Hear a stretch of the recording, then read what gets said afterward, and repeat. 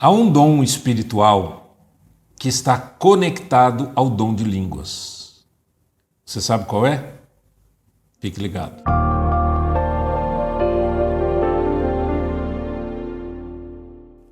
As Escrituras dizem uma coisa muito interessante. Em 1 Coríntios capítulo 12, a partir do verso 28, o apóstolo Paulo está falando a respeito de dons espirituais. E lá no verso de número 29 ele diz: porventura são todos apóstolos, ou todos profetas, são todos mestres ou operadores de milagres, têm todos dons de curar, falam todos em outras línguas, interpretam-nas todos. Ou seja, existe um dom espiritual chamado dom da interpretação de línguas. O dom de línguas, nós já vimos numa outra mensagem, você fique ligado no nosso canal, fique ligado nessa playlist sobre dons espirituais. E nós já vimos que o dom espiritual, dom de línguas, é um dom maravilhoso, é um dom atual, é um dom importante, mas ele precisa ser vivido na dimensão das Escrituras Sagradas, né? Muita coisa errada acontece por aí. Então, o que o apóstolo Paulo fala de dom de interpretação? Quando ele está falando em 1 Coríntios 14, dizendo que seria melhor você pedir um dom de profecia, porque a profecia fala aos homens, porque quem fala em línguas fala com Deus, fala em mistérios, né? Fala com Deus porque o seu espírito é edificado, mas a sua mente fica infrutífera, a mente de quem fala em línguas fica infrutífera. Ele diz, então, você deve orar para que haja interpretação. Então, verso de número 1 Coríntios capítulo 14, verso 5. Eu quisera que vós todos falasseis em outras línguas, muito mais, porém, que profetizasseis. Pois quem profetiza é superior ao que fala em outras línguas. Superior no sentido da função ou do resultado desse dom junto à igreja. Salvo, a não ser que, salvo, se as interpretar para que a igreja receba edificação. Então, quando é que a igreja recebe edificação? Quando o dom de línguas tem uma interpretação. Então, há um dom de interpretação de línguas. Ok. Tradução é quando você pega uma língua e traduz para frases, palavras, né? Você faz tradução. A Bíblia ela é traduzida para o português das línguas originais. Aqui no caso do Novo Testamento, a partir do grego. Muito bem, isso é uma tradução. Mas interpretação não é tradução. Por isso tem gente que diz assim, eu ouvi uma vez uma mensagem, alguém começou a falar em línguas, veio uma interpretação, e aquela interpretação, mas parece que não batia. Por quê? Porque a pessoa fica esperando que hajam palavras diferentes o tempo todo. Interpretação é uma concessão espiritual, algo que Deus quer falar com a igreja, edificar a igreja, mas é uma interpretação, não é uma tradução das línguas, tá? Isso daí é muito importante que fique claro. A interpretação poderá ser uma expressão profética, 14:5, como a gente viu aqui. Se houver interpretação, a igreja recebe edificação, então ela pode ser uma expressão profética. Agora, quem ora em línguas também pode pedir a Deus para que Deus lhe dê o dom de interpretação. Então, alguém pode interpretar o que uma outra pessoa fala, ou a própria pessoa que fala em línguas pode interpretar. Isso daí ficou absolutamente claro no verso 13, aqui de 1 Coríntios 14. Pelo que o que fala em outra língua deve orar para que possa interpretar. Simples, né? Verso 27. No caso de alguém falar em outra língua, que não sejam mais do que 2 ou quando muito 3, e isto sucessivamente, e haja quem interprete. Então, tanto a pessoa que está falando em línguas pode interpretar, como pode haver alguém que venha interpretar. E essa interpretação, obviamente, vai edificar a igreja. Agora, em tudo isso, né, eu quero sempre voltar para um ponto muito importante. Olha aqui.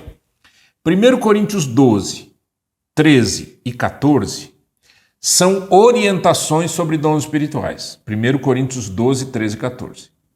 Só que 1 Coríntios 13 foca no amor.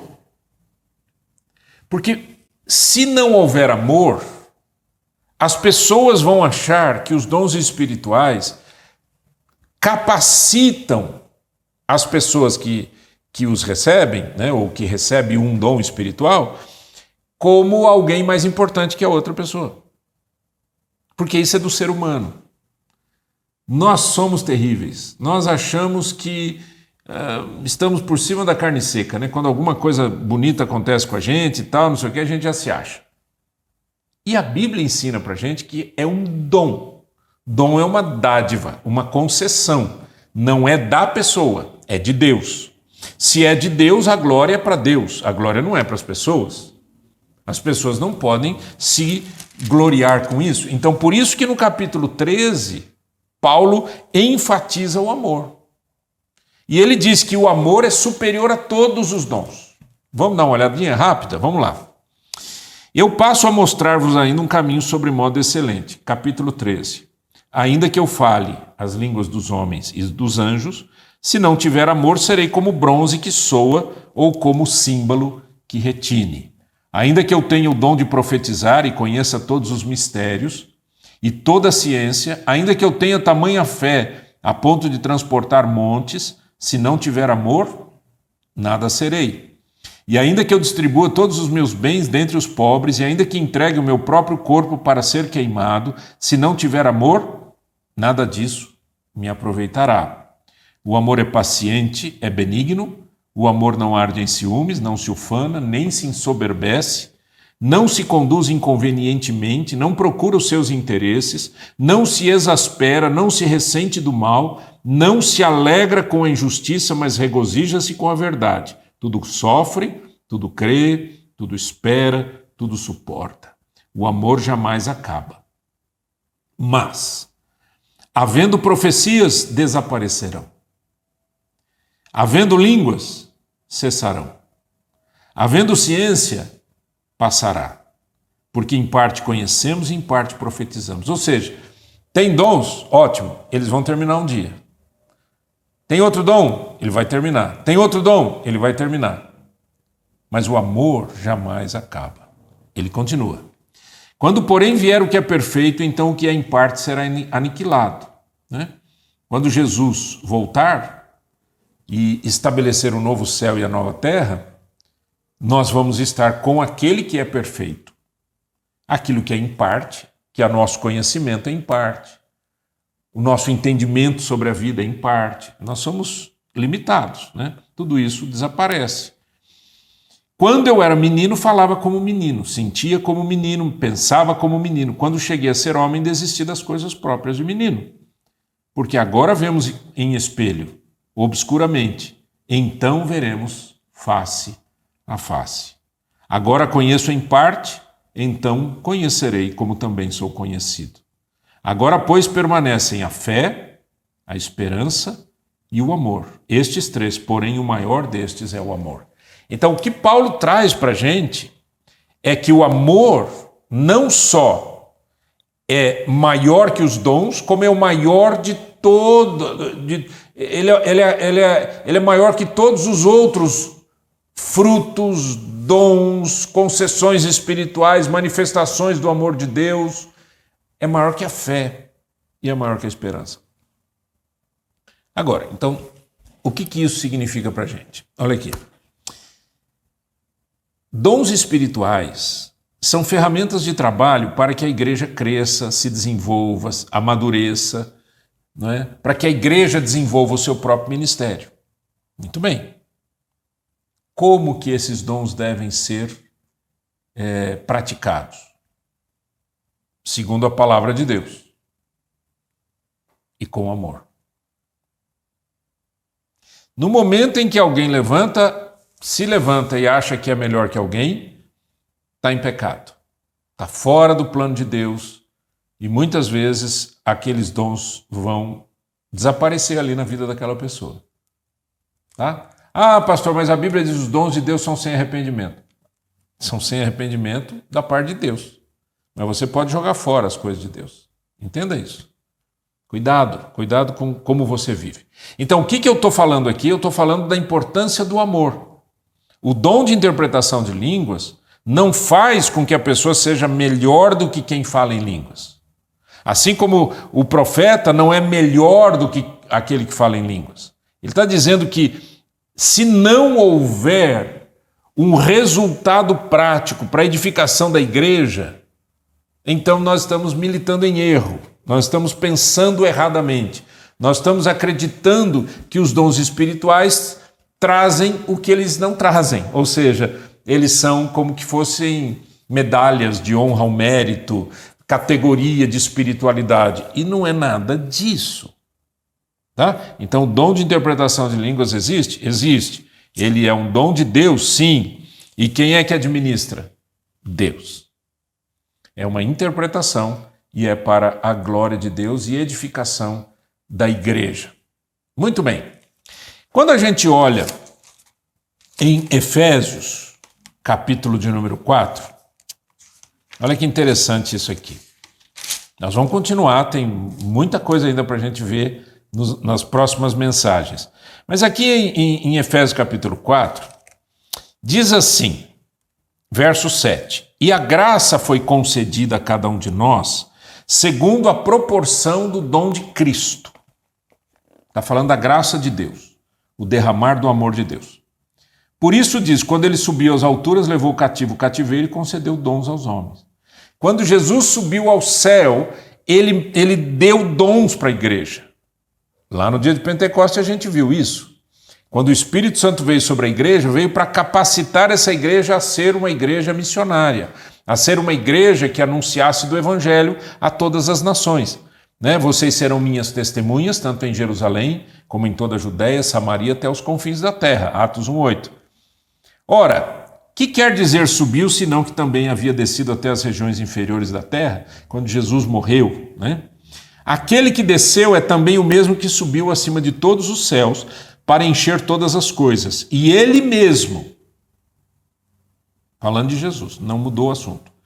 E ele mesmo concedeu uns para apóstolos, outros para profetas, outros para evangelistas e outros para pastores e mestres, com vistas ao aperfeiçoamento dos santos, para o desempenho do seu serviço, para a edificação do corpo de Cristo, até que todos cheguemos à unidade da fé e do pleno conhecimento do Filho de Deus, à perfeita varonilidade, à medida da estatura da plenitude de Cristo, para que não mais sejamos como meninos, agitados de um lado para o outro e levados ao redor por todo o vento de doutrina, pela artimanha dos homens, pela astúcia com que induzem ao erro, mas seguindo a verdade em amor, cresçamos em tudo naquele que é a cabeça, Cristo, de quem todo o corpo, bem ajustado e consolidado pelo auxílio de toda a junta, segundo a justa cooperação de cada parte, efetua o seu próprio aumento para a edificação de si mesmo em amor.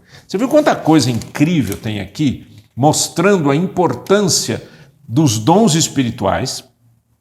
Aqui, em particular, ele cita 5 dons, Veja bem, ele fala em apóstolos, profetas, evangelistas, pastores e mestres, Como eu já disse em outra mensagem, alguns identificam pastores e mestres como sendo um dom só. Eu creio em 2 aqui, porque há um outro texto da Bíblia que diz que há um dom de ensino, que seria o mestre. Mas não é mestre porque fez mestrado, tá? Entenda isso. São mestres nas escrituras sagradas porque têm o dom. Sim, podem estudar, podem fazer mestrado, podem fazer doutorado, podem fazer pós-doutorado, podem fazer o que quiser. Mas se não tiver o dom espiritual, não chega lá. Ou seja, o ensino não acontece. Agora, o ensino tem um objetivo. Qual é? Diz aqui, a edificação do corpo de Cristo. Então, tudo aquilo que não edifica a igreja não vem de Deus. Na minha igreja tem muita briguinha porque o departamento tal acha que é melhor que o outro departamento. O pastor colocou a filha dele na sala de educação com quem não sei o quê, e nós que somos um ministério tão importante não temos nenhuma salinha. Você nunca ouviu isso daí? Você conversa o tempo todo. A pergunta que eu volto a fazer é: qual edificação do corpo de Cristo está acontecendo por causa disso? Nós somos muito maus, né? A gente não entende as Escrituras e, além de não entender as Escrituras, a gente quer tratar a igreja como se fosse nossa propriedade, né? Então diz aqui: até que todos cheguemos à unidade da fé e do pleno conhecimento do Filho de Deus, a perfeita varonilidade. A gente tem que crescer, a gente tem que amadurecer. A fé cristã amadurece, nos leva a uma história diferente de vida. Aí ele diz aqui: para que vocês não sejam mais como meninos levados de um vento de doutrina, né? A criança, ela não tem esse discernimento. Você pega a criança, põe ela no colo, leva para cá, ensina uma criança alguma coisa, se for boa ou ruim, ela aprende. Ela não discerne, né? Igual como, por exemplo, aqui em Hebreus, capítulo de número 5, gosto muito desse texto de Hebreus, diz o seguinte. Onde é que nós estamos aqui? Olha eu perdido aqui. Hebreus capítulo 5 diz o seguinte. Olha que incrível isso.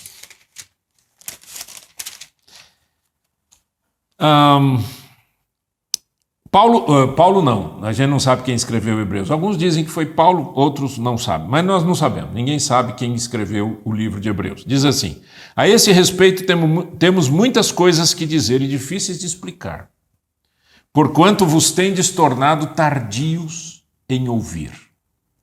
Pois com efeito, quando devíeis ser mestres, atendendo o tempo decorrido, quando vocês já deveriam estar ensinando os outros, pelo tempo que vocês conhecem o Senhor e conhecem as Escrituras, ele diz: tendes novamente necessidade de alguém que vos ensine de novo quais são os princípios elementares dos oráculos de Deus. Assim, vos tornastes como necessitados de leite e não de alimento sólido. Ora, todo aquele que se alimenta de leite é inexperiente na palavra da justiça, porque é criança. Mas o alimento sólido é para os adultos, para aqueles que pela prática têm as suas faculdades exercitadas para discernir não somente o bem, mas também o mal. Gosto disso. Qual o objetivo do exercício dos dons espirituais na igreja? Crescimento da igreja, maturidade da igreja, de tal maneira que essa igreja madura não seja levado por todo vento de doutrina. Não aceite qualquer coisa, mas discirna. Aplique o discernimento. Que discernimento? Que nasce da onde esse discernimento? Existe o dom de discernimento de espíritos, é outra coisa. Esse dom aqui, ou melhor, essa prática aqui é pela prática das Escrituras Sagradas, as pessoas adquirem o discernimento para discernir não somente o bem, como também o mal. Então, o que eu quero dizer com isso é que há pessoas que têm medo, porque alguém falou que é de Deus, a pessoa já, meu Deus, eu não posso falar nada. Você não deve julgar ninguém, mas você pode fazer uma avaliação, um discernimento pelas Escrituras Sagradas, se aquilo é de Deus ou não. Sim, dá para saber. Dá para saber, e deve ser feito isso. Por exemplo, a Bíblia diz que quando o profeta fala, os outros devem julgar o profeta. Mas não é julgar o profeta, é julgar a profecia. Aquilo que a pessoa está falando vem de Deus, como é que eu sei? A Bíblia diz que os outros julguem. Mas julguem baseado em quê? Nas Escrituras. Baseado nos ensinos dos apóstolos e dos profetas.